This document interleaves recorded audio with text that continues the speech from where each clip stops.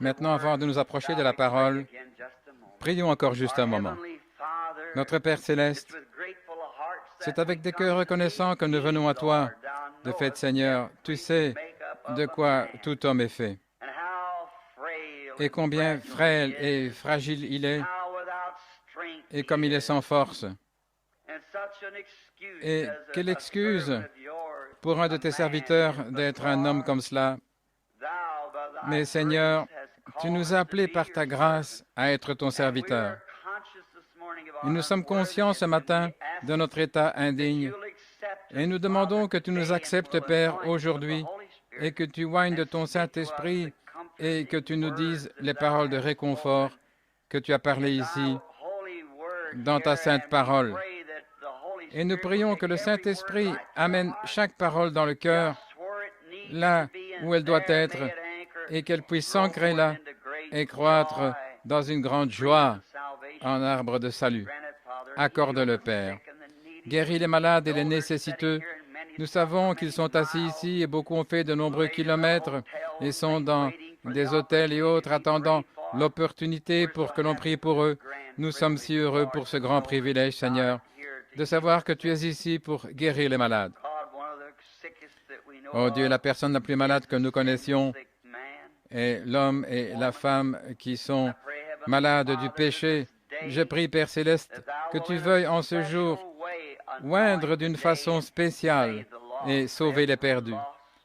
Chaque homme et femme perdu, puisse-t-il venir avec douceur au trône de la grâce et être sauvé, car nous le demandons au nom de Christ. Amen.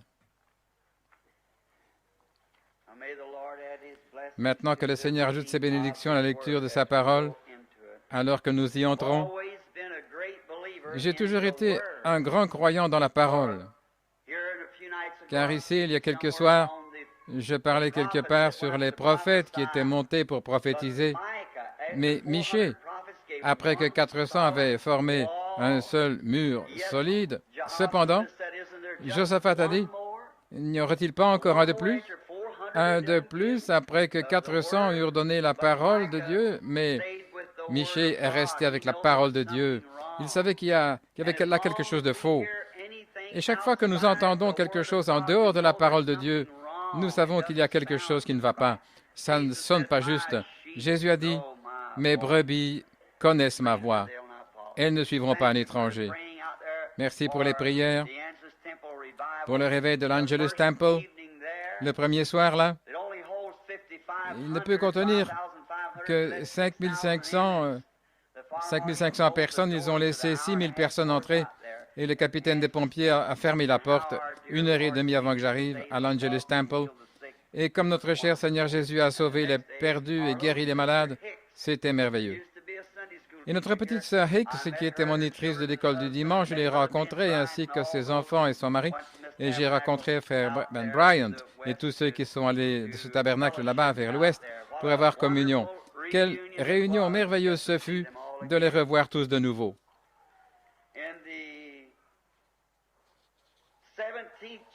Au 17e chapitre de Saint Matthieu, juste comme lecture ce matin, je désire lire une portion ici comme texte, et puisse le Seigneur nous donner le contexte dans la parole. Après 6 jours, Jésus prit Pierre, Jacques et Jean, son frère, et il les emmena sur une haute montagne à part, et il fut transfiguré devant eux. Et sa face resplendissait comme le soleil, et ses vêtements étaient blancs comme la lumière. Et voici, apparurent Moïse et Élie qui parlaient avec lui.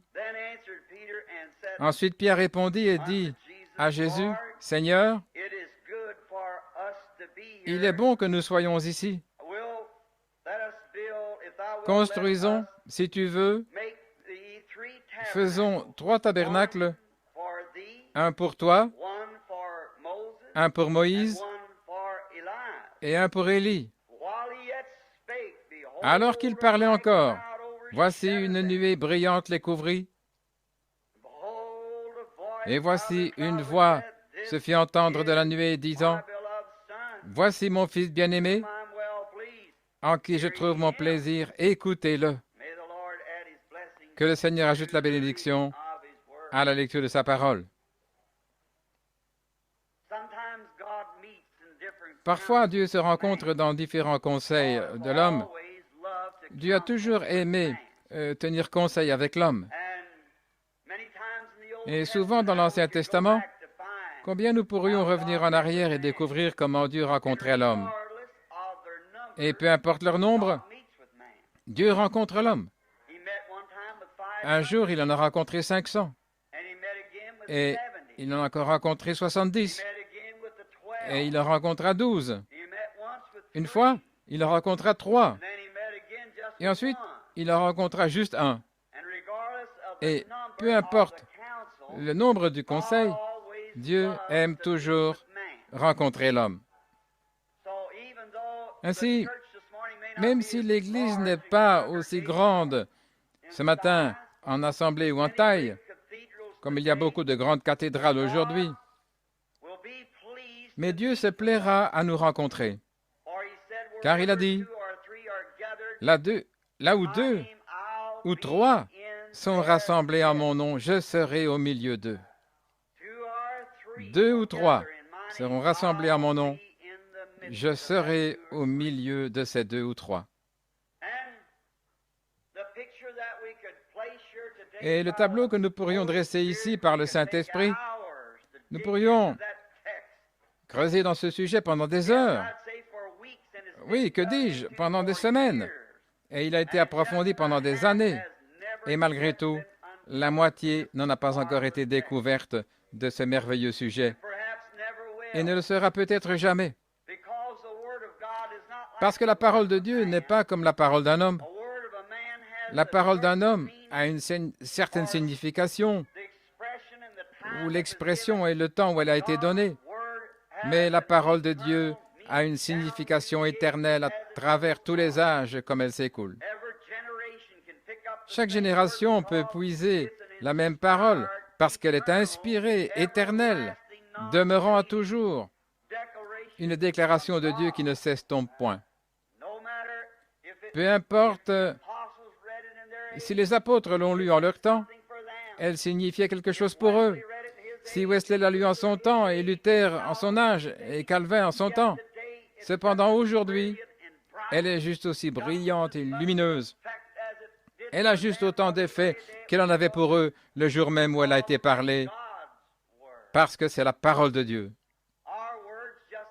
Nos paroles disent simplement, Jean, viens chez moi, je serai content de te voir. C'est notre parole. Et elle veut simplement dire, Jean, viens chez moi. Mais quand Dieu parle, c'est éternel. Elle a été insufflée du souffle même du Créateur immortel, éternel lui-même. Ainsi donc, il n'y a aucun moyen de jamais découvrir la pleine signification de n'importe quelle expression de Dieu. Elle est pour chaque âge et chaque génération. Maintenant, dans ce cas, ce que nous avons devant nous ce matin, c'était Dieu parlant à 3 individus. Maintenant, 3, tout d'abord, c'est le nombre sélectionné de Dieu pour la perfection. Dieu a choisi 3, et 3 est le nombre de Dieu de la perfection. 7 est son nombre d'adoration. 50 est son nombre du jubilé. 40, le nombre de la tentation. 3 est son nombre qu'il a choisi pour aller vers le haut ce jour-ci. Maintenant, 3 est le nombre de la perfection. C'est Dieu qui est rendu parfait, le seul véritable et Dieu éternel est rendu parfait dans les 3 dispensations de la manifestation de sa divinité. Père, Fils, Saint-Esprit. Ça ne veut pas dire qu'il y a 3 dieux différents, individuels, mais il y a un seul Dieu représenté en 3. Dieu n'est pas 3, Dieu est 1. Mais 3 manifestations de sa divinité, signifiant que 3 dispensations de temps sur terre rendent parfait le Dieu unique, vrai et vivant. Il est apparu à Abraham dans le buisson ardent et il a conduit les enfants d'Israël dans le nom de Dieu, le Père, qui était une lumière suspendue au-dessus du tabernacle qui les conduisait pendant leur voyage. Dieu le Père. Et ensuite le Père, afin d'amener la réconciliation entre Dieu et l'homme. Comme je parlais ici il y a peu, la dernière fois au tabernacle, la colombe, je parlais sur la colombe et l'agneau. Comment Dieu seul, personne d'autre ne pouvait le faire. Dieu a dû venir sur la terre et faire le travail lui-même.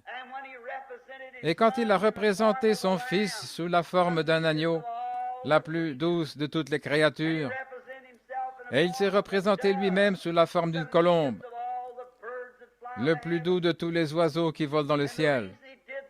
Et la raison pour laquelle il a fait ceci, c'est pour montrer que seule la douceur habitera avec la douceur, l'humilité habitera avec l'humilité. Cela doit coïncider. Un charpentier ou un ébéniste qui sait ce que ça veut dire de faire coïncider, comme nous dirions faire les rainures ou la languette et la rainure, faire la planche entière, c'est assembler la languette et la rainure. Et quand elles se rencontrent, elles s'assemblent étroitement ensemble. En y versant de l'eau, elles gonflent au point où l'air ne passe même plus. Et quand le croyant est Dieu, Dieu est si parfait que dans la taille et le modelage des croyants, quand ils viennent ensemble, Pierre a dit, « Repentez-vous et soyez baptisés dans le nom de Jésus-Christ pour la rémission de vos péchés, et vous recevrez le don du Saint-Esprit. » Oui, ça les rend tellement complets. Alors, quand Dieu est descendu sous la forme d'une colombe, et il vint sur l'agneau, il demeura dans l'agneau, il ne quitta jamais l'agneau, car ils étaient un. C'était l'un des événements les plus extraordinaires que le monde ait jamais connus. Jetons-y un coup d'œil quelques instants. C'est hors de mon texte, mais comment les cieux et la terre se sont embrassés? Comment Dieu et l'homme se sont réconciliés? Comment même les créatures qui volent dans les cieux et les bêtes qui errent dans les champs sont devenues un, quand l'homme et Dieu furent réconciliés par l'homme, le Seigneur Jésus-Christ. Quelle chose merveilleuse! Afin de rester avec Dieu, restez doux. Dieu est doux. Afin de rester avec Dieu, restez avec l'amour. Dieu est amour. Restez humble. Ne soyez jamais autosuffisant. Dépendez toujours de lui. N'utilisez jamais votre propre esprit. Prenez ses pensées. Que ces pensées deviennent vos pensées. Et prenez-les dans votre esprit charnel et continuez à les répéter. Et dites, « Oh Dieu, enlève tous mes doutes et laisse mes pensées être tes pensées. » Et vous qui êtes malade, faites comme nous le disons. Enlevez juste, rejetez la pensée de la maladie. Prenez les pensées de guérison de Dieu et laissez-les devenir votre pensée. Pensez à ces choses, dit la Bible. S'il y a quelques louanges, s'il y a quelques vertus, les trois, Dieu leur parlant. Maintenant, 3 est une confirmation. Il prit avec lui Pierre, la foi, Jacques, l'espérance, Jean, la charité. La foi, l'espérance et la charité. Ces 3. Si vous pouvez avoir la foi et l'espérance et l'amour, vous êtes proche du royaume des cieux alors. Les 3 grandes choses. Dieu a pris ceux-là comme confirmation parce que que toute chose soit établie dans la bouche de 2 ou 3 témoins. Ensuite, alors, cela représentait le placement d'un fils. Dans l'Ancien Testament, quand un fils était né dans une famille, il recevait un tuteur pour l'élever et prendre soin de lui. Le père était un homme très occupé dans son royaume, et chaque petit royaume était appelé une maison. C'est ainsi dans la version King James, la version du roi Jacques. Dans Jean 14, il est dit, « Dans la maison de mon père, il y a plusieurs demeures. » Maintenant, ça ne semble pas parfaitement juste pour nous occidentaux, qui considérons une maison ou une demeure comme étant différents. Mais au temps où la Bible fut écrite, la demeure était une maison. La maison signifiait le royaume. Et ce père avait beaucoup de tenanciers partout, des douzaines qui prenaient soin des choses. Et quand un fils naissait, il prenait une personne humble, sélectionnée, instruite, une personne sélectionnée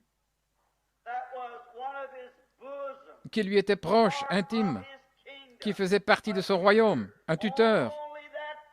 Le père n'utilisait que cette sorte-là pour son fils. Et comme le père a utilisé le même genre de tuteur pour ses fils, vous et moi, quelqu'un de sélectionné, nul autre que le cœur même et l'âme du Seigneur Jésus pour les élever dans l'admiration de Dieu. Comment ce tuteur doit être sélectionné? Ce doit être un homme brillant, un homme sélectionné, quelqu'un qui aime le Père, qui enseignera seulement les principes droits à l'enfant. Et combien le Saint-Esprit aujourd'hui, quand il vient, toutes les autres choses semblent secondaires quand le Saint-Esprit vient. Les gens peuvent dire les jours des miracles sont passés, mais qu'un homme qui est né du Saint-Esprit vienne une fois devant cela, car il ne fait qu'enseigner ce qui est réel. Il ne parle que du Père. Je préférais avoir un homme qui ne connaît pas son ABC pour enseigner à mon enfant, mais qui a le Saint-Esprit, que tous les professeurs du monde qui n'ont pas le Saint-Esprit. Car il parle du Père. Et le Saint-Esprit parle du Père. Et ensuite, il enseignera l'enfant à ne pas être ballotté à tout vent de doctrine, mais à accepter et croire les principes que le Père a exposés. C'est la raison pour laquelle la guérison divine devient si simple pour les vrais croyants, parce qu'il a été enseigné par le Saint-Esprit à croire toutes choses. Comment pourrions-nous jamais douter de la parole du Créateur? Comment le monde est-il venu à l'existence? Ou Dieu a-t-il été chercher le matériel pour le faire? Vous êtes-vous déjà posé la question? Il a simplement parlé. Et après tout, la création même qui est ici maintenant n'est rien de plus que la parole de Dieu rendue manifeste. Pensez-y. Les arbres qui poussent sont la parole de Dieu. Les montagnes qui atteignent le ciel et qui font que si nous voulons voir la beauté, nous regardons en haut vers la montagne. Et plus vous montez dans la montagne, plus cela devient pur et propre. Je me suis trouvé là dans les champs des glaciers de la Colombie-Britannique du Nord. Si vous regardez ici, les marécages, un peu plus haut, l'eau s'écoule plus pure. Elle devient plus bleue et plus pure. Les arbres s'éclaircissent. Toute la nature semble dire, regardez vers le haut. Et tout au sommet de la glace des grands glaciers, il fait si brillant au point où cela brille même comme le soleil. Vous regardez vers le haut. Si vous voulez voir les choses pleines et réelles, des choses pures, Regardez toujours vers le haut. La montagne pointe vers cela. David a dit, « Je regarderai aux collines d'où vient mon aide. Mon aide vient du Seigneur. » Le tuteur ramenait toujours l'enfant vers le Père. Et il devait croire le Père. Et ensuite, le tuteur était un entraîneur. Ce matin, comme je regardais ma chère petite compagne, j'ai vu mon petit garçon, quand il a piqué une petite colère là à table, avec sa petite assiette et ses œufs et ses choses que maman avait préparées si fidèlement pour son déjeuner. Et elle essayait de lui apprendre à manger à la cuillère. Et il voulait utiliser la mauvaise main. Eh bien, moi, je disais, laisse-le utiliser sa main. Mais la mère connaissait autre chose. Elle savait que si elle le laissait faire ainsi, il serait soit ambidextre ou gaucher, et ce n'est pas normal. Ainsi, comme un véritable entraîneur, elle le faisait changer de main, bien qu'il n'aime pas ça. Mais la mère savait ce qui était le mieux. Et souvent, notre entraîneur, le Saint-Esprit, nous essayons de le faire de la mauvaise manière. Et parfois, ça nous fait mal. Parfois, nous pouvons nous retrouver sur un lit de douleur. Parfois, le docteur peut dire que tout espoir s'est évanoui. Mais c'est le Saint-Esprit qui nous enseigne à utiliser la main droite. Il sait ce qui est le mieux. Il sait comment le Père veut que les choses soient faites. Il est l'entraîneur. Et je pensais, le petit Joseph, il ne voulait pas utiliser la main, ou si la maman s'est levée, a pris la baguette, environ grande comme ça, et elle l'a frappé sur le côté. Il m'a regardé, mais cependant, je l'aimais de tout mon cœur. Je mourrais librement pour lui. Mais je savais que la maman savait ce qu'il y avait de mieux à faire. J'ai dit, elle forme l'enfant. Nous ne pouvons pas chercher la sympathie et sympathiser. Nous devons écouter la formation de l'enfant, de notre Père. Il sait ce qui est le meilleur. Parfois nous disons, quand l'Évangile est prêché, « Oh, je vais aller à mon église. Oh, je vais le croire ainsi. » Mais souvenez-vous, le Saint-Esprit sait ce qu'il y a de meilleur. Il sait comment vous former. Et parfois, il prend la baguette. Il vous corrige. Mais souvenez-vous, Dieu en a fait le formateur de l'enfant pour l'Église. Et il aime le Père. Il donnera toujours la direction du Père. Et maintenant, lorsque l'enfant était en formation, ça ne voulait pas dire que l'enfant est certainement un enfant du Père. Mais si c'était un enfant désobéissant, l'entraîneur aurait toujours des problèmes avec lui. Toujours dedans, dehors, en haut, en bas. Eh bien, alors, ce message devait être rapporté au Père lorsque le Père l'exigeait. Comment mon enfant progresse-t-il? Alors, il devait lui dire, pas tellement bien. Alors, bien sûr, cela attristait le cœur du Père. Et c'est ainsi aujourd'hui, quand le Saint-Esprit doit faire un rapport devant Dieu. Quand nous devenons les enfants de Dieu, nous devrions marcher d'une manière digne de la vocation. Nous devrions marcher d'une manière digne de tout ce que Dieu a disposé pour nous. Car le Saint-Esprit nous entraîne. C'est la formation de l'enfant. Quand j'étais un petit garçon, mon papa était différent de ce que sont certains pères modernes aujourd'hui. Mon papa croyait dans le fait de donner du fouet, et il en donnait vraiment.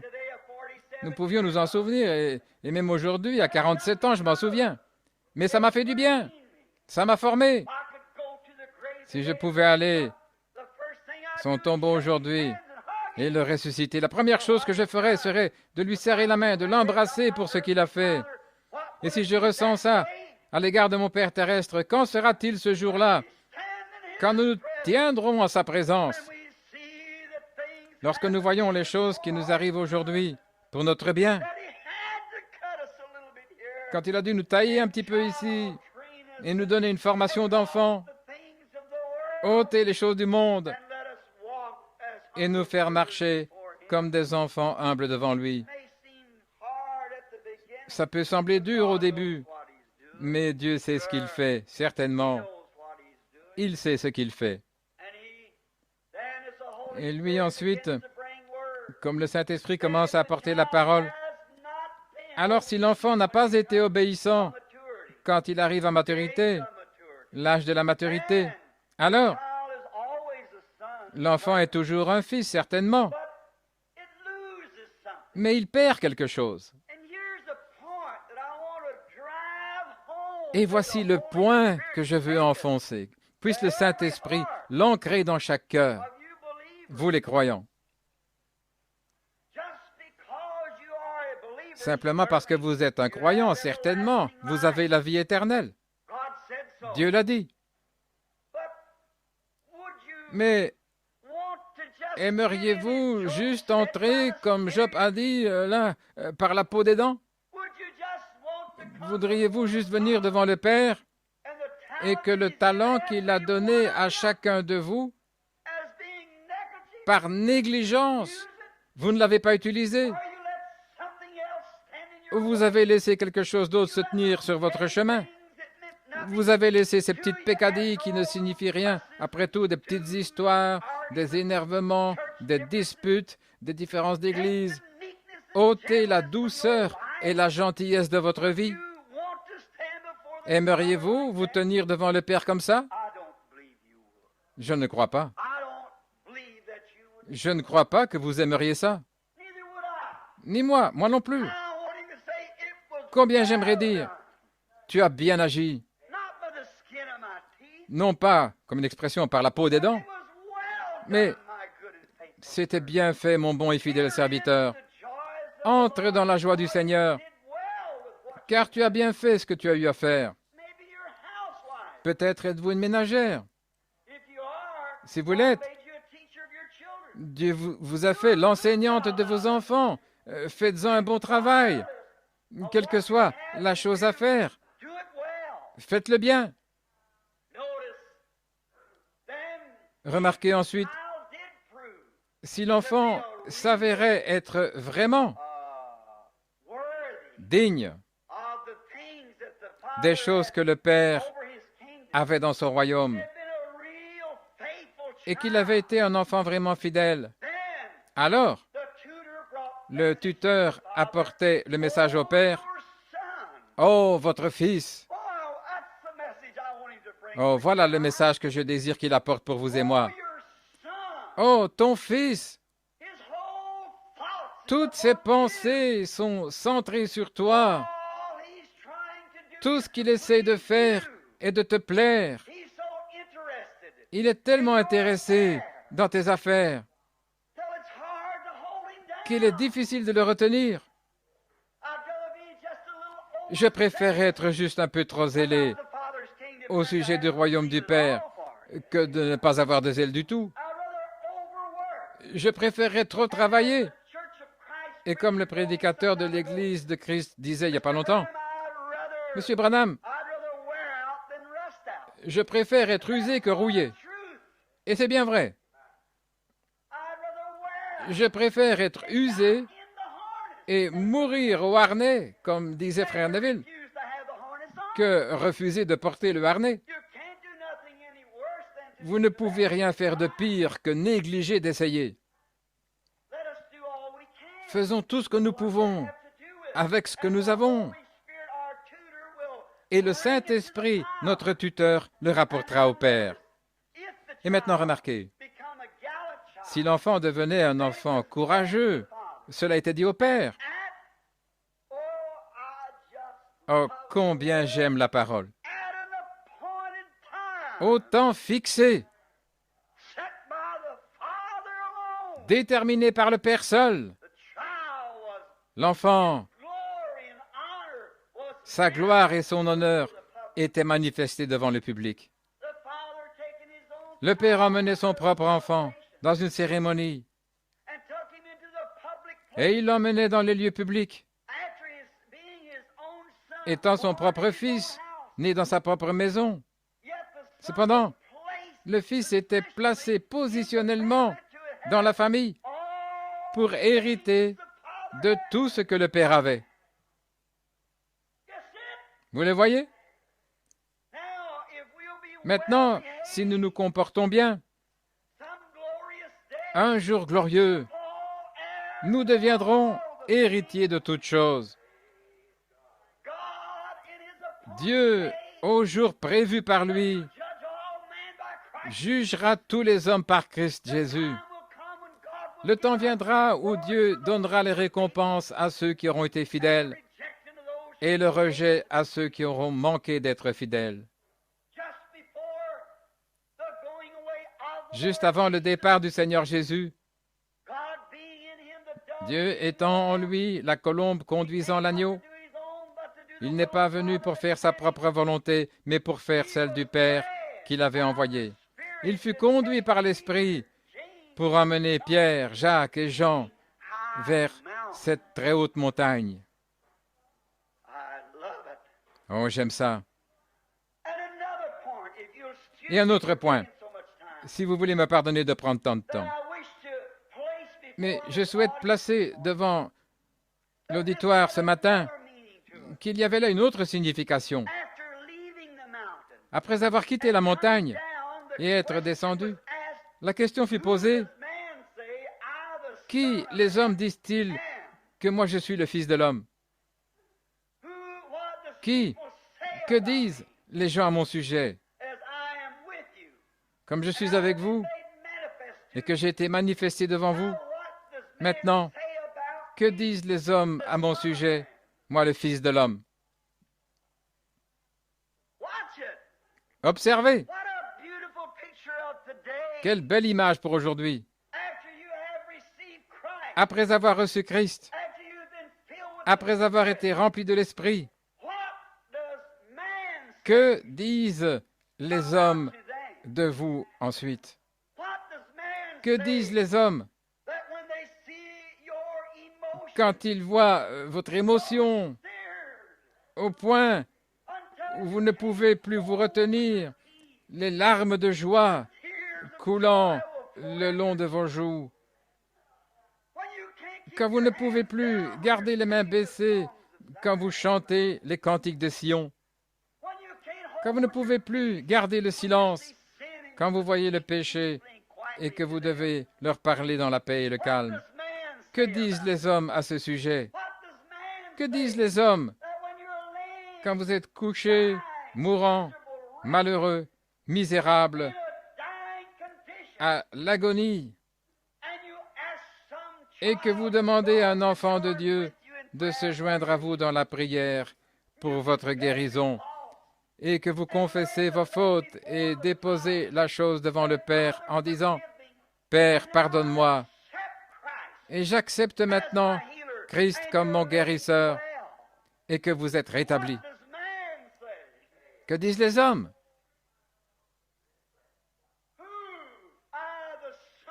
Que je suis, moi, le Fils de l'homme. Je regarde une assemblée de gens, et je connais certains d'entre vous qui sont dans un état misérable depuis des années, mourant du cancer au dernier stade. Certains sont dans toutes sortes d'états, de conditions aveugles. Et Dieu, par sa grâce, vous a guéri. Et comme vous donnez votre courageux témoignage en face des gens, qui les hommes disent-ils? Que je suis, moi, le Fils de l'homme. Qu'ont-ils dit à ce sujet? Comme le tableau a changé, même depuis ce jour-là, aussi noir qu'il était. Certains disent, c'est du fanatisme. Certains l'ont appelé Belzébul. Certains disent, c'est de la télépathie mentale. Certains disent, c'est de l'excitation. Certains disent, c'est du fanatisme. Certains, c'est émotionnel. Mais que dites-vous à ce sujet? Que dites-vous au sujet de cette chose? Pierre, l'impétueux, parle habituellement quand ce n'est pas son tour. Mais cette fois, ce n'était pas le cas. Il a dit, « Tu es le Christ, le Fils du Dieu vivant. » Peu m'importe ce que disent les autres, c'est ce que je sais. Tu es le Christ, le Fils du Dieu vivant. Écoutez, nous pourrions passer beaucoup de temps là-dessus. Mais allons-y. Jésus a dit, « Béni, bien que les hommes puissent maudire, bien que les hommes puissent se moquer. Les hommes disent que vous êtes un saint comédien. Les hommes vous traitent de tous les noms sous le soleil. Mais il a dit, « Tu es béni, Simon Bar-Jonas. Ton Père. » Maintenant voici, est-ce que vous êtes prêts? Car la chair et le sang ne t'ont pas révélé ceci. Tu n'as jamais appris ceci dans un séminaire dogmatique. Tu ne l'as pas appris non plus par la déclaration d'un théologien. La chair et le sang ne t'ont pas révélé ceci. Mais mon Père qui est dans les cieux t'a révélé ceci. Vous voyez d'où ça vient? Du tuteur du Saint-Esprit. Il l'a révélé par révélation. Et je te dis à toi, tu es Pierre, un petit rocher, un petit roc. Je suis le grand roc. Je suis la pierre angulaire. Mais tu es le petit rocher là qui est placé sur moi. Les constructeurs t'ont choisi. Vous ne vous êtes jamais choisi vous-même. Les constructeurs vous ont choisi, les anges de Dieu. Un soir, en travaillant dans la carrière, vous ont appelé et vous vous êtes soumis à moi. Je vous ai taillé à ma façon. Je vous ai fait de la manière que je voulais que vous soyez. C'est moi qui ai scié. Vous êtes simplement resté tranquille. Je vous ai placé maintenant comme une petite pierre pour vous assembler avec une autre pierre, pour conduire cette pierre-là et cette pierre-là avec cette pierre-là. Et le ciment d'amour vous unit ensemble, faisant la fondation que je suis, pour être assemblés ensemble avec chaque pierre qui professe mon nom et reçoit cette révélation. Et sur ce roc, la révélation de Dieu, qui se tiendra tranquille et sera taillée, la pierre, par la révélation, je bâtirai mon Église. Et toutes les portes de l'enfer ne prévaudront pas contre elle. Montrant certainement que toutes les portes de l'enfer seraient contre elle, mais elles ne prévaudront jamais.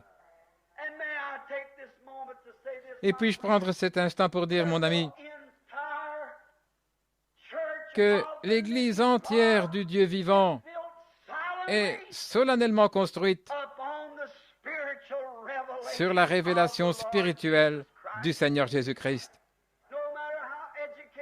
Quelle que soit votre instruction, votre intelligence, combien vous pensez connaître la Bible, Satan la connaît beaucoup mieux que vous.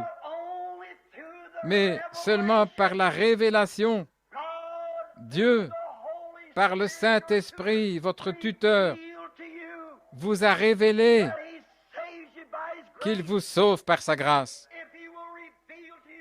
S'il vous révèle ce matin, par la révélation, que ceci est la fin de vos souffrances, que c'est la fin de votre maladie, tous les démons des tourments n'ébranleront jamais cette fondation.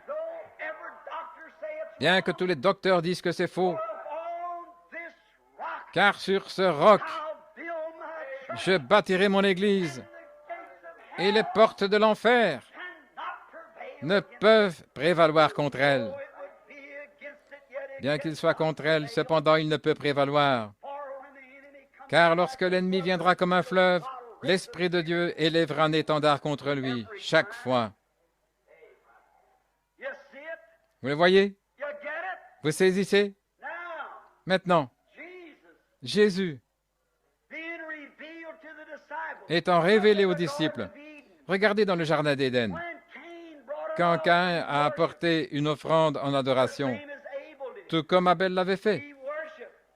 Il a adoré, il fit rétribution à l'Église, il a sacrifié, il fit tout acte religieux, plus brillamment, mieux, avec plus de convenance qu'Abel. Il construisit un meilleur autel. Il le fit plus joli. Il mit de l'éclat dans son adoration. Vous voyez cette tendance qui agit toujours parmi les fils d'Adam? Il y mit de l'éclat avec les fruits des champs et les grands lys. Et pas seulement ça, mais il adora. Telle voie semble droite à l'homme. Mais ce qu'il a fait, il a adoré par la connaissance. Il n'a pas adoré par révélation. Et c'est possible. Saisissez ça maintenant. Écoutez, vous pouvez adorer avec la connaissance. Vous pouvez aller à l'église par la connaissance que vous devriez le faire. Mais aller à l'église ainsi, c'est adorer en vain. Mais quand quelque chose arrive profondément dans votre cœur, qui vous fait aimer Dieu d'une telle manière que vous ne pouvez pas rester éloigné de l'Église, c'est la révélation. Dieu qui révèle. Il n'avait pas de Bible alors. Il n'avait même pas de papier ou d'ardoise pour travailler. Il n'avait pas d'école pour l'instruction. Mais Abel, par révélation, ce lui fut révélé par Dieu, que ce n'était pas la beauté, ni les fruits des champs ou des pommes qui les avaient chassés du jardin d'Éden, mais c'était le sang. Et cela lui fut révélé. Et il alla chercher un agneau. Par révélation, il vit à l'avance la venue de l'agneau juste. Et cela lui fut révélé. Ainsi, il se procura un agneau. Et par révélation, il l'offrit à Dieu. Et cela fut accepté. L'Église entière est bâtie sur la révélation spirituelle. Comme c'est beau. Maintenant, pour terminer, ils étaient sur la montagne. Et après que Jésus fut un enfant obéissant, la chair, l'agneau, avait été conduit par le Saint-Esprit, Dieu, agissant en lui. Je ne suis pas venu pour faire ma volonté, mais la volonté de celui qui m'a envoyé. Et celui qui m'a envoyé, le Père, qui m'a envoyé, est avec moi. Et comme le Père m'a envoyé et est allé avec moi, moi aussi je vous envoie. Il ne l'a pas seulement envoyé, mais il est allé avec lui.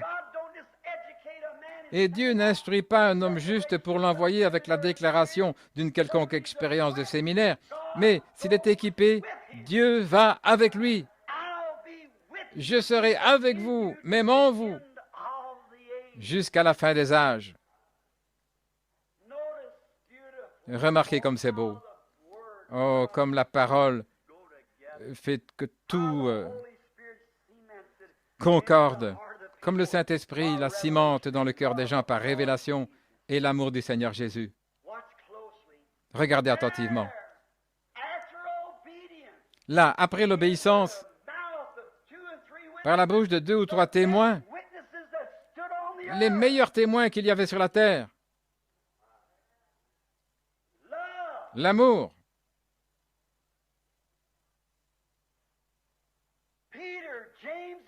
Pierre, Jacques et Jean, l'espérance, la foi, la charité,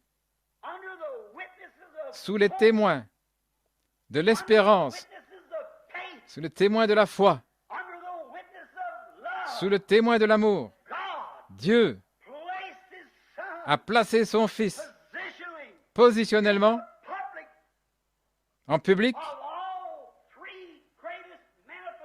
devant ces trois grandes manifestations, l'espérance, la foi et l'amour, que le monde connaîtra jamais.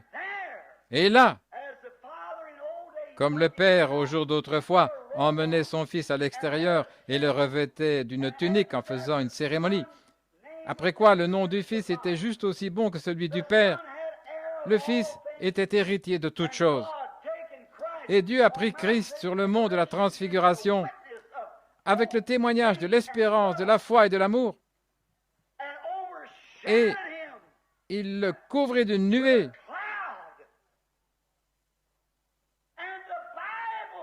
Et la Bible dit que ses vêtements resplendirent comme le soleil. Et une voix du ciel se fit entendre. Celui-ci est mon Fils bien-aimé.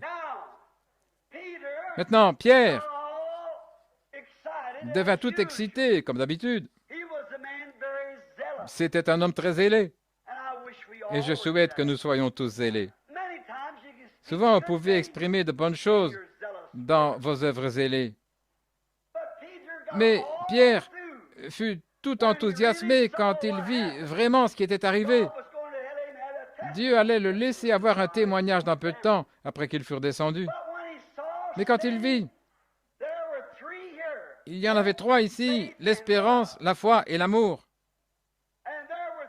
Et il y en avait trois se tenant là, sur la montagne. Pierre, Jacques et Jean, Moïse, Élie et Christ se tenaient là, en confirmation de ces trois ici. Maintenant, ils regardaient. Là se tenait Moïse, premièrement. À côté, Élie, le prophète. Et certaines personnes nous demandent est-ce que nous nous reconnaîtrons quand nous serons là. Alors que Moïse étaient partis depuis de nombreuses centaines d'années. Non seulement nous nous connaîtrons, mais nous reconnaîtrons ceux que nous n'avons jamais vus. Pierre, Jacques et Jean n'avaient jamais vu Moïse, et cependant, ils les ont reconnus en un clin d'œil quand ils se tinrent sous l'ombre du Tout-Puissant. Que sera-t-il quand nous nous tiendrons là? Je connaîtrai Sankey quand je le verrai. Je reconnaîtrai sa voix, bien que je ne l'ai jamais entendue. Je reconnaîtrai Wesley, Moody, Calvin, Knox. Nous les connaîtrons tous quand nous serons là. Nous aurons un autre aspect que ce que nous avons maintenant. Nous serons dans un état glorifié. Pierre, Jacques et Jean l'étaient.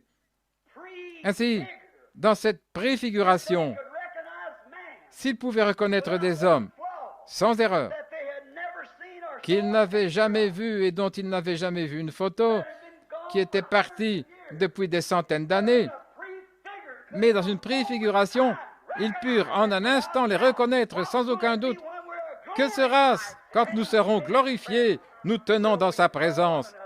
Nous nous reconnaîtrons les uns les autres, certainement. Nous reconnaîtrons tout le monde. Un petit peu d'infinité sera mis sur nous. Un peu d'infinité comme Dieu est infini. Remarquez, je dois terminer. Comme il regardait, et Pierre, comme un véritable bon étudiant de séminaire, dirait, « Vous savez, je crois que toutes les églises ont raison. Si vous êtes orthodoxe dans votre croyance, ça n'a pas d'importance. Ainsi, nous allons avoir les musulmans et les bouddhistes, nous les aurons tous ensemble. » Pierre a dit, « Il est bon que nous soyons ici et que nous construisions trois tabernacles. Nous construirons un séminaire ici pour Moïse. Nous allons construire un séminaire pour Élie. Et tous ceux qui veulent adorer sous la loi et ainsi de suite, qu'ils adorent. » Et maintenant, nous remarquons, ils ont regardé, et Pierre et les autres, ils observaient Moïse, Moïse représentait la loi. Dieu a donné la loi aux enfants d'Israël parce qu'il voulait la loi. Dieu ne voulait pas qu'il l'ait. C'est le choix de l'homme. Dans Exode 19, ils ont dit, « Donne-nous quelque chose à faire pour mériter notre salut. Nous garderons une loi si tu nous la donnes, en d'autres mots. » Mais cela n'a jamais été le plan de Dieu.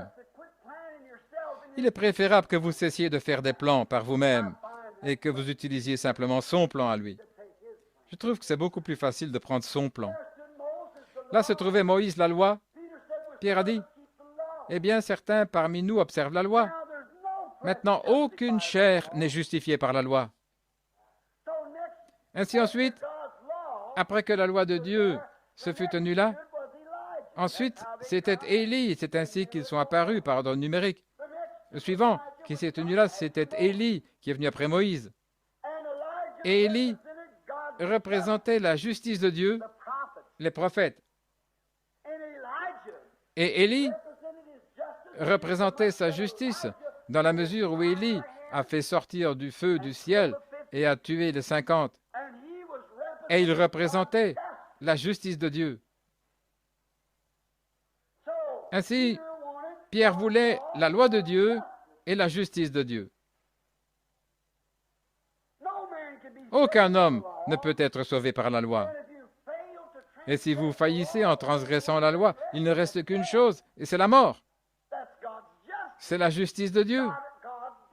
Dieu exige cela. Sa loi juste doit y avoir la justice. Ainsi alors, pendant que Pierre parlait, voulant bâtir son tabernacle, il demanda à Dieu s'il pouvait le faire. Après quoi ils regardèrent et virent Jésus seul. La loi avait failli. Ce matin, détournons les yeux de la propre justice ou de quelque chose que nous ayons fait. Je ne plaide pas pour la loi. Je ne puis être jugé par la loi parce que je suis sans loi. Nul homme n'a gardé la loi. Il ne pouvait pas garder la loi. Et vous ne pouvez non plus vous sauver vous-même. Et vous ne pouvez pas non plus vous guérir vous-même. Et si la loi, par votre propre volonté d'homme, si vous vouliez projeter cela dans le plan, alors il n'y a qu'une seule chose exigée par la loi. Si vous faillissez, c'est la justice. Et la justice, c'est d'être condamné et de mourir pour toujours. Elle exige une annihilation totale, parce que celui qui brise un point de la loi est coupable de toute la loi. Ainsi, vous devez mourir. Mais Dieu, comme nous regardons à la loi de Dieu et nous regardons à la justice de Dieu, tournons les yeux de l'autre côté. Regardez ici. Là se tenait Jésus, représentant l'amour de Dieu. Non pas la loi, non pas la justice, mais en lui fut rencontré l'accomplissement des deux, la loi et la justice. Celui-ci est mon Fils bien-aimé. Non plus quelque chose de fabriqué par soi-même. Écoutez votre tuteur. C'est la raison pour laquelle vous pouvez dire, « Tu es le Christ, le Fils du Dieu vivant. » La loi et la justice furent rencontrées en Christ. Et c'est l'amour de Dieu envers l'espèce humaine. L'amour de Dieu. Dieu a tant aimé le monde. Dieu miséricordieux ce matin, alors que je plaide pour cette assemblée. Nous ne plaidons pas pour la loi. Nous ne demandons aucune loi. Nous ne voulons pas être jugés par leur propre mérite. Je ne veux pas ta justice, Seigneur. Non, pas que ton jugement vienne sur moi. Jamais, Seigneur. Mais j'implore ta miséricorde. Et il a dit, écoutez-le. Pourquoi devrais-je l'écouter? Il est le seul qui a le salut. Marie, Joseph et tous les autres saints étaient de grandes personnes, mais seulement lui. Écoutez-le. Il est le seul intercesseur. Il est le seul médiateur entre Dieu et l'homme. c'est Christ Jésus. Pourquoi est-ce que je l'écoute? La loi n'a pas pu me donner la paix. La justice n'a pu rien m'apporter si ce n'est la condamnation. Il me donne la paix et la réconciliation. La loi pouvait me condamner parce que si je deviens malade, la loi exige que j'ai les deux. Les lois de la nature et la justice de Dieu sont exécutées sur moi et je dois payer l'amende. Mais je détourne mon affection et mes yeux ce matin à la fois de la loi et de la justice et je regarde à l'amour de Dieu qui m'a réconcilié avec lui par la grâce et non par la loi et par la justice, mais par la réconciliation. Il a payé le prix pour rapprocher l'homme et Dieu ensemble, pour les unir.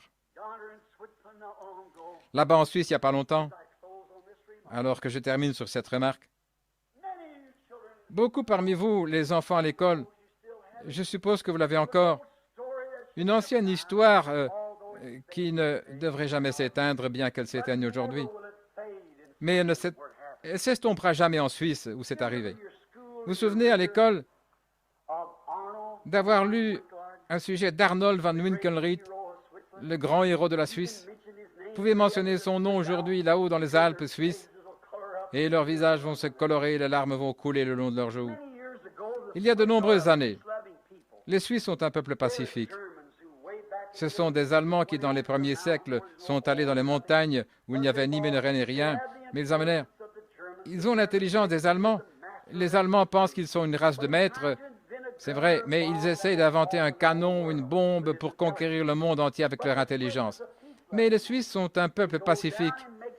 Ils vont se procurer du matériel et faire des montres, une montre pour leurs voisins et vivre paisiblement. Alors là, dans les hautes montagnes suisses, il y a de nombreuses années, ils ont établi leur royaume, ou je dirais leur gouvernement. Ce n'était pas une nation militaire, c'était une nation pacifique. Et un jour, quand les envahisseurs étaient venus dans leur pays et avaient piétiné tout ce qu'ils pouvaient, rien, peu importe ce qu'ils avaient construit, ils faisaient rouler des pierres en bas des montagnes et cela ne les ennuyait pas. Et l'armée suisse s'était retranchée dans un champ au pied de la montagne. Et il fait si beau en Suisse, je les ai observés comme ils cultivent dans le bas pays. Et ensuite, il y a les troupeaux, et ensuite, plus haut dans la montagne, les moutons, et là, au sommet, où ils élèvent leurs chèvres. Et comment ils ont ces chants tyroliens et ces soi-disant chanteurs à la tyrolienne américains d'Hollywood, ils n'en font qu'une moquerie. Ce n'est en rien comparable. Là, comme ils soufflent du corps quand ils ont des difficultés et que tous les voisins se ruent ensemble pour aider. Et maintenant, on utilise ça pour le jazz, le rock and roll. Quelle pollution! Écoutez les amis, je vais faire la remarque de mon manager. Si Dieu n'envoie pas bientôt le jugement à cette génération de gens adultères, il devra relever Sodome et Gomorrhe et leur demander pardon de les avoir brûlés. C'est exact. Certainement. Il est juste et rien d'autre ne peut être fait. Mais Dieu doit le faire. Et pendant que la miséricorde se tient avec les bras ouverts, fouillez vers elle. Et là-haut dans les montagnes, cette petite armée était équipée avec ce qu'ils pouvaient trouver comme boucliers, des bâtons, des lames de scie. Est-ce qu'ils avaient encore des fourches? Ils s'étaient retranchés. La grande armée étrangère s'était avancée comme un solide mur de briques. C'étaient tous des hommes entraînés avec de grandes lances et ils marchaient en avant, se rapprochant, acculant cette petite armée suisse contre la montagne. C'était sans espoir. Tout ce qu'ils avaient essayé était noir et sombre et rien ne pouvait les sauver. Après quelque temps, un cri vint du milieu d'eux, d'un certain Arnold von Winkelried. Il sortit des rangs et dit, « Frères, aujourd'hui, je meurs pour la Suisse et pour sa liberté. » Il a dit, « Nous aimons notre patrie et c'est pourquoi nos pères ont combattu et ce que nos pères ont désiré que nous ayons. Et aujourd'hui, Notre grande économie est en jeu. Et aujourd'hui, je donne librement ma vie pour la Suisse. Il a dit, là-bas, derrière la montagne, se trouve ma belle petite maison et ma douce épouse qui m'aime et mes petits-enfants qui attendent mon retour. Mais, dit-il, je ne le reverrai plus jamais sur cette terre. Il a dit, aujourd'hui, je meurs pour la Suisse. Que vas-tu faire, Arnold von Winkelried? Il a dit, suivez-moi. Je vais briser les rangs de l'armée. Je vais briser leur garnison. Ensuite, prenez tout ce que vous avez et combattez de votre mieux. Comme homme de guerre, combattez avec ce que vous avez de mieux. Et il lança les bras en l'air et il regarda où se trouvait la plus forte densité des lances alors qu'il s'avançait. Et il jeta les bras en l'air et s'écria, « Faites un chemin pour la liberté !» Et il courut vers ce mur de briques qui s'approchait. « Faites un chemin pour la liberté !» Et il courut vers le plus épais des lances, et il jeta ses bras autour des lances et les rassembla dans sa poitrine et mourut. Et les Suisses suivirent avec ce qu'ils avaient. Cela provoqua une telle excitation que leurs rangs furent brisés. Tous les hommes étaient sortis de leur position. Ils ne savaient plus que faire et les Suisses fondirent sur eux et remportèrent la victoire. Et depuis, la Suisse n'a plus jamais eu de guerre. On s'en souviendra longtemps en Suisse, aussi longtemps qu'il y aura une Suisse, on se souviendra d'Arnold von Winkelried. C'est un héros merveilleux qui ne peut être comparé avec aucun autre. Mais c'est une chose mineure, juste une chose mineure, comparée à ce qu'un jour, quand les fils d'Adam, quand la loi avait failli, et que la justice des prophètes avait failli, là où la loi était faible et ne pouvait sauver par le sacrifice de l'agneau. Le sang de l'animal et l'esprit de l'animal ne pouvaient revenir. Cela a failli. Satan savait mieux que cela. Et quand la justice de Dieu, faisant même descendre le feu et brûlant les 50 et les jugements que les prophètes donnaient à la terre, l'homme allait constamment vers la perdition. Tout espoir était perdu. Dieu avait envoyé la loi, Dieu avait envoyé les prophètes, et ils avaient tous failli. Tout espoir était perdu pour l'humanité. Un jour, du milieu du royaume de la gloire, le Fils de Dieu est sorti des rangs. Il a dit, aujourd'hui, j'irai délivrer les fils d'Adam. Et il s'est levé là-bas. Quand tout espoir, le diable allait placer la maladie sur nous, il allait mettre le péché sur nous, et nous avons dû l'accepter. La justice de la loi l'exigeait. Et si nous manquions de recevoir la loi, et nous sommes tous condamnés par la loi, seule la justice serait exercée. Il n'y avait pas d'échappatoire. Rien que nous puissions faire. Mais il est sorti des rangs. L'ange a dit, « Que vas-tu faire ?» Il est allé sur la terre. Et il a dit, « Maintenant, chacun de vous, les fils d'Adam, prenez ce que je vous donne pour combattre et battez-vous comme le pouvez de votre mieux. » Et il n'a jamais trouvé un point faible par la théologie, ni construit des séminaires ou érigé des églises. Mais il est allé là où les lances étaient à leur plus forte densité, dans la vallée de l'ombre de la mort. Et il a rassemblé la mort et la maladie avec ses bras en son propre sein. Et il a envoyé le Saint-Esprit en retour le jour de la Pentecôte pour le placer entre nos mains, exigeant que chaque fils d'Adam de combattre comme nous le pouvons. Bien qu'on se moque de vous, bien que vous soyez persécutés, bien qu'on vous appelle des saints comédiens et quoi encore, Combattez de votre mieux, car la victoire est certaine. Grâce soit rendue à Dieu. L'ennemi est en déroute. Ses garnisons sont brisées. Et le grand capitaine de notre salut nous conduit de l'avant aujourd'hui par le baptême du Saint-Esprit. Ô fils et filles d'Adam, pourquoi restez-vous assis ici jusqu'à ce que vous mouriez? Levons-nous et faisons quelque chose. Prenons ce que nous avons, même si ce n'est rien d'autre que des lèvres humaines qui peuvent encore bouger. Donnons-lui la louange ce matin. Remercions-le pour notre salut. Si vous êtes un pécheur, vous ne pourrez jamais vous faire sortir vous-même de la carrière de cette terre hors de laquelle Dieu vous a fait exploser avec l'Évangile. Mais restez tranquille et laissez Dieu vous scier, vous placer dans la construction. Si vous êtes malade, souvenez-vous, Jésus a conquis à la fois la mort, l'enfer, la maladie, le tombeau et tout quand il est mort au calvaire. Prenons ce que nous avons ce matin et combattons au mieux de notre connaissance. Alors que nous courbons la tête dans un mot de prière et que je demande à la sœur de venir jouer ici un cantique au piano, alors que nous tous, vous qui êtes raisonnables, saints d'esprit ce matin, appréciez-vous la mort de notre Seigneur Jésus. Vos églises ne marcheront pas, aussi bonnes soient-elles. Vos écoles échoueront lamentablement, aussi bonnes soient-elles.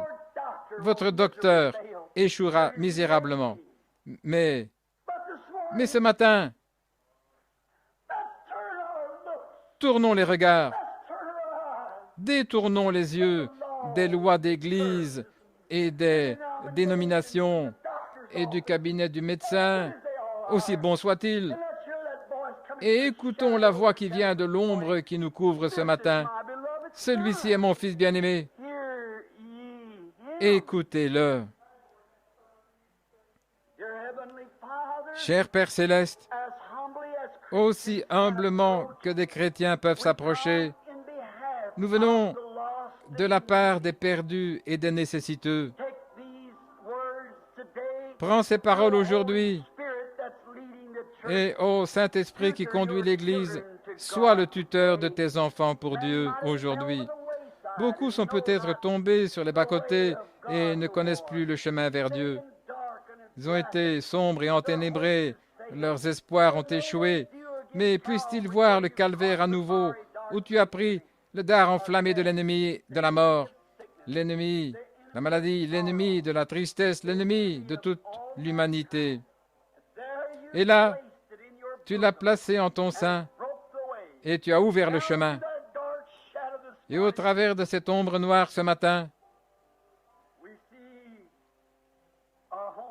nous voyons notre demeure dans la gloire. Comme Von Winkelried a dit, derrière la montagne, il y a une maison. Ils attendent mon retour, mais ils ne me reverront plus. Mais Jésus, tu n'as jamais dit, ils ne me reverront plus, tu as dit, dans la maison de mon Père, il y a plusieurs demeures. Je vais aller vous préparer une place, et je reviendrai vous chercher, et vous recevrez en moi-même. Combien nous respectons la mort courageuse de Winkelried, mais c'était un mortel. Il ne pouvait que mourir et abandonner derrière lui.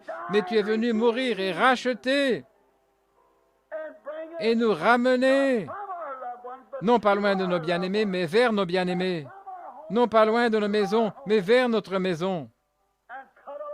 Et tu as franchi les lignes des ténèbres de la mort, afin que nous puissions voir, au-delà du voile, où se trouvent les bénédictions de Dieu. Et maintenant, aujourd'hui, cher Père, s'il y en a de tes enfants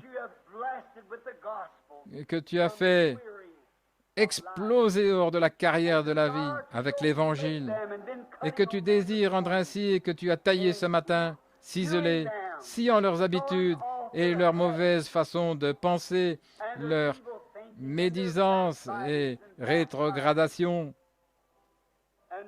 Et maintenant, tu désires les placer à nouveau et les ajuster dans la construction. Veux-tu parler à leur cœur juste maintenant?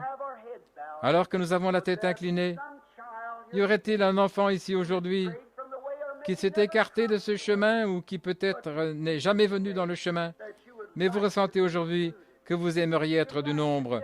Vous aimeriez être une pierre placée dans la construction de Dieu.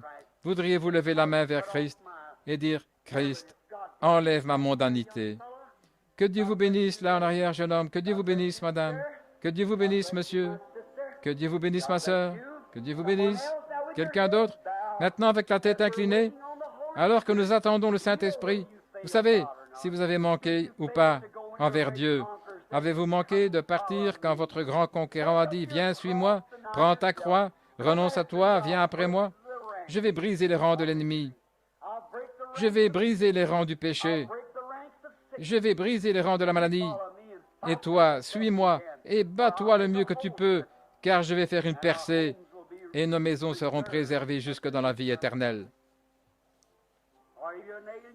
Êtes-vous étranger loin de Dieu? Levez juste la main. Que Dieu vous bénisse, jeune homme. Quelqu'un d'autre qui n'a jamais levé la main? Dites, souvenez-vous de moi, frère Branham, aujourd'hui. Je désire venir. Que Dieu vous bénisse, sœur. Je désire venir maintenant à Christ pour être taillé par sa machine. Quelque chose aujourd'hui a touché mon cœur. J'ai été secoué profondément dans mon intérieur. J'ai été placé ici avec des habitudes mondaines, la saleté, la boue de la terre m'ont recouvert. Mais l'Évangile aujourd'hui m'a découvert et je me tiens comme coupable devant Dieu, et je le sais. Et je désire que Dieu me prenne comme une pierre aujourd'hui et me taille et me donne une confession du Seigneur Jésus et du Saint-Esprit et me place dans son royaume. Je veux être découvert aujourd'hui. Alors que je suis découvert, je vais être scié et mis dans son royaume. Voulez-vous lever les mains vers lui alors que nous avons la prière pour les pécheurs? Très bien. 4 ou 5 mains se sont levées. Je vais prier pour vous. Peut-être maintenant, nous n'avons pas la manière de faire un appel à l'autel, mais si vous voulez juste attendre quelques instants, après avoir prié pour les malades, je désire que vous veniez ici également, mais je vais prier pour vous maintenant, afin que Dieu vous accorde juste quelque chose de spécial. Notre Père céleste, il est écrit dans ta sainte parole, selon les Écritures, de ton scribe Saint Matthieu, au 5e chapitre, au verset 24. Celui qui entend mes paroles et croit en celui qui m'a envoyé a la vie éternelle. Il ne viendra pas en jugement, mais il est passé de la mort à la vie. Entends la prière humble et faible de ton serviteur, pour que chacun de ceux qui ont levé la main, tu as dit, personne ne peut venir à moins que mon Père ne l'attire. Et tu as attiré ce matin, et ils ont entendu, et ils ont levé leurs mains. La foi vient de ce qu'on entend la parole. Et je te remercie pour eux aujourd'hui. Et je prie que tu sanctifies chaque croyant et remplis du Saint-Esprit ceux qui ont des cœurs affamés, qui ont été vidés du monde ce matin et qui désirent être sciés comme une pierre qui convienne à la construction du Maître. Nous le demandons dans le nom de Christ. Amen.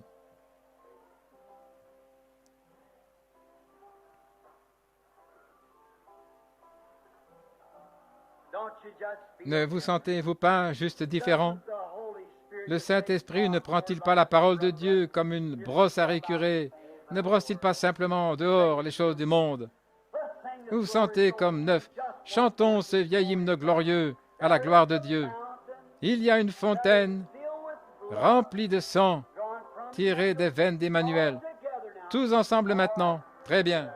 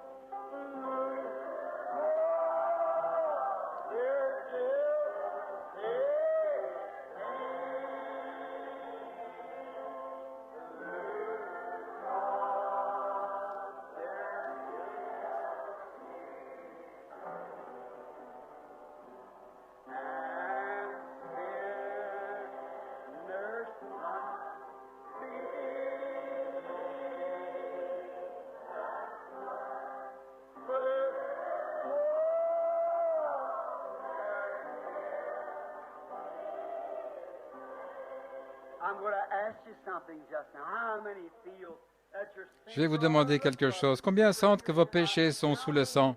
Voulez-vous lever la main? Je crois maintenant que Dieu me pardonne. Je suis son enfant. Oh là là. Maintenant, le voleur mourant s'est réjoui de voir cette fontaine en son jour. Il mourait. Il s'est réjoui de voir la fontaine en son jour.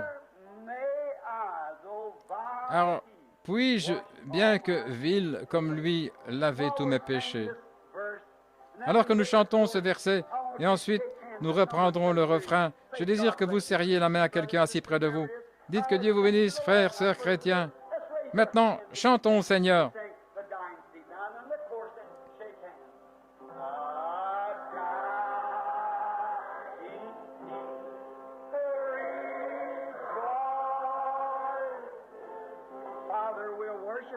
Père, nous t'adorons maintenant.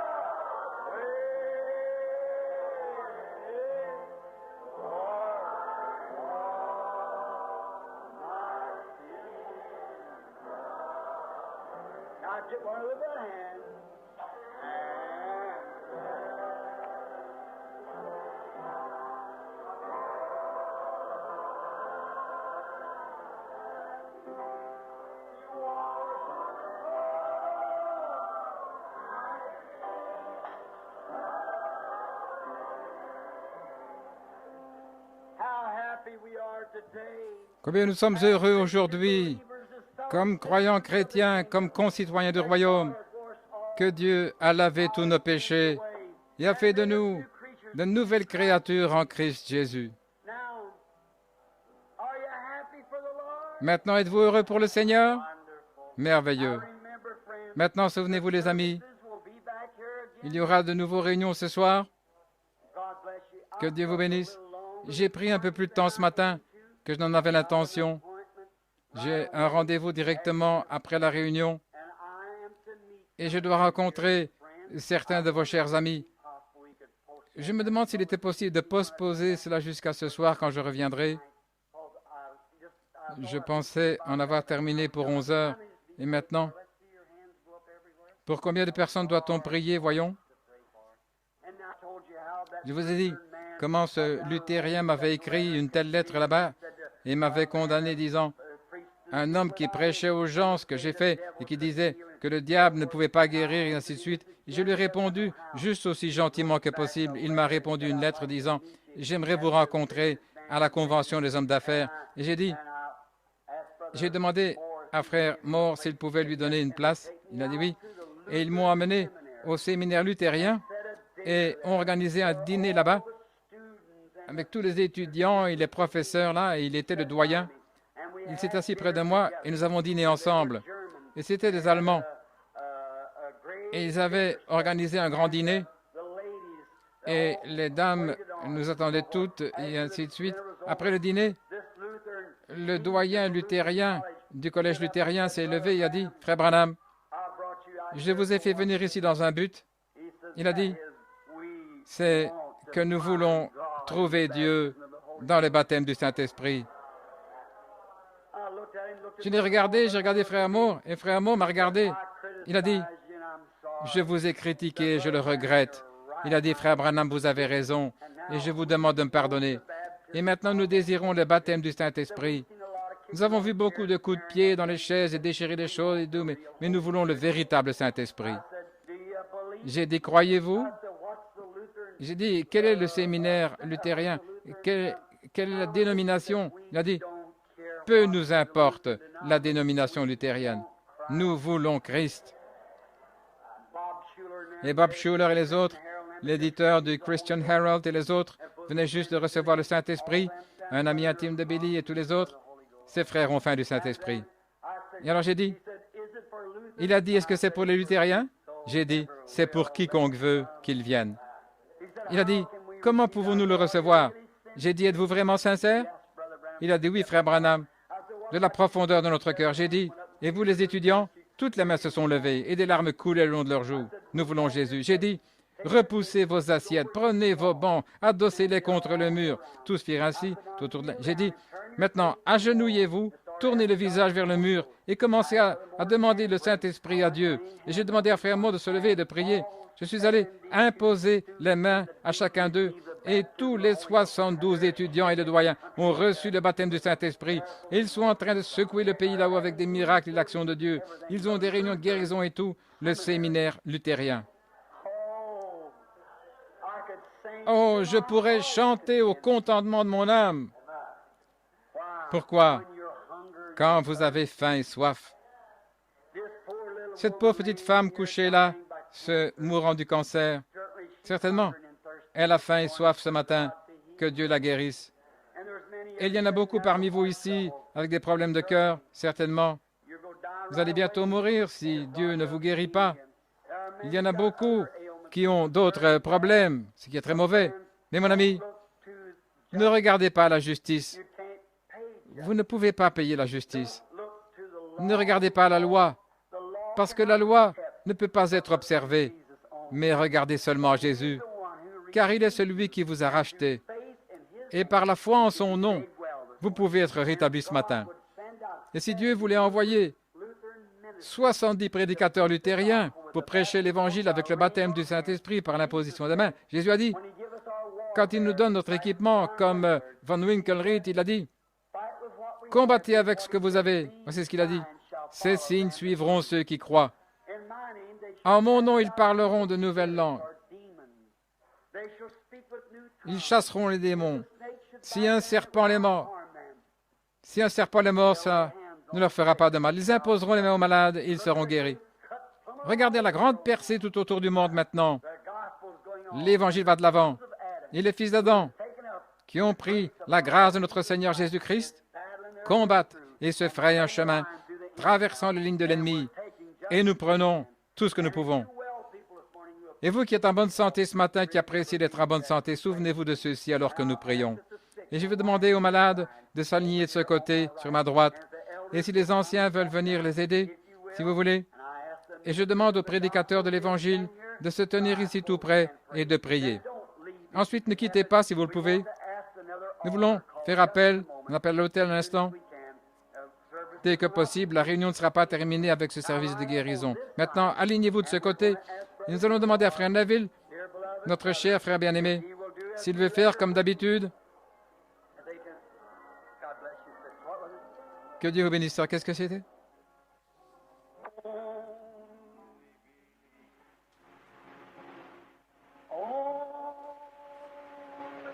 Crois seulement.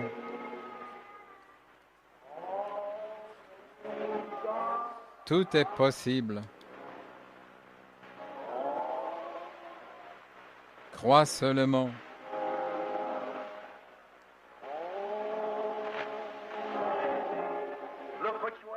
Regardez où? À Jésus. Les docteurs ont échoué. Toutes les autres choses ont échoué. Mais voici mon fils bien-aimé. Écoutez-le. Qu'est-ce qu'il a dit?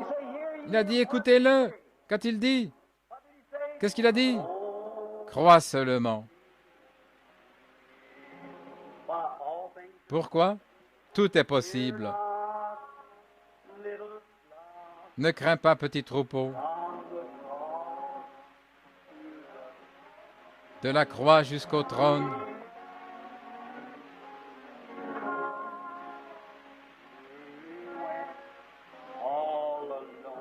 Et il est allé tout seul.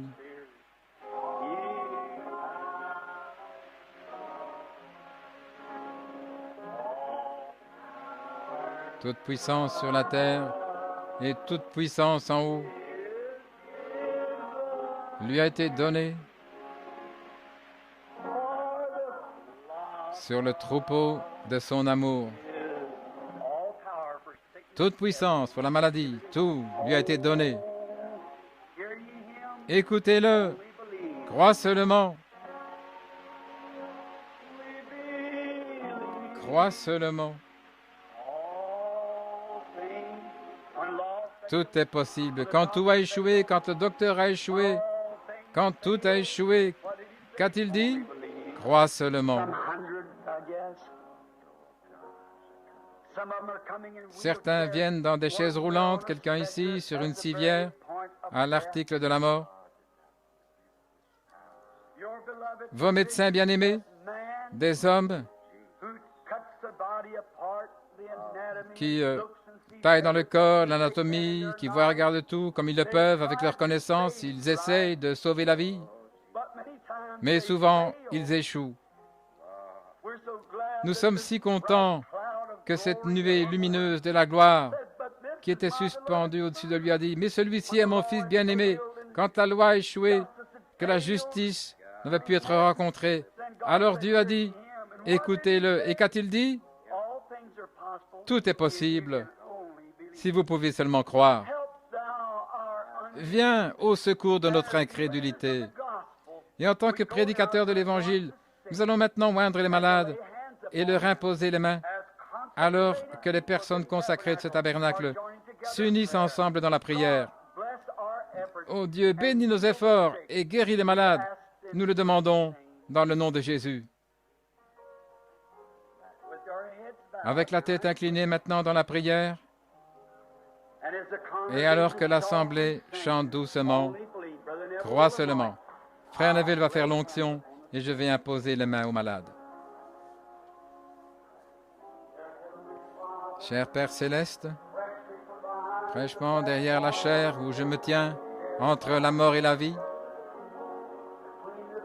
entre le pécheur et le jugement, leur indiquant le chemin d'issue. Je pose mes mains sur cette femme malade, et alors que les bien-aimés se tiennent debout et la regardent, plus rien ne peut aider maintenant si ce n'est toi. Je pose mes mains sur elle, comme tu l'as ordonné.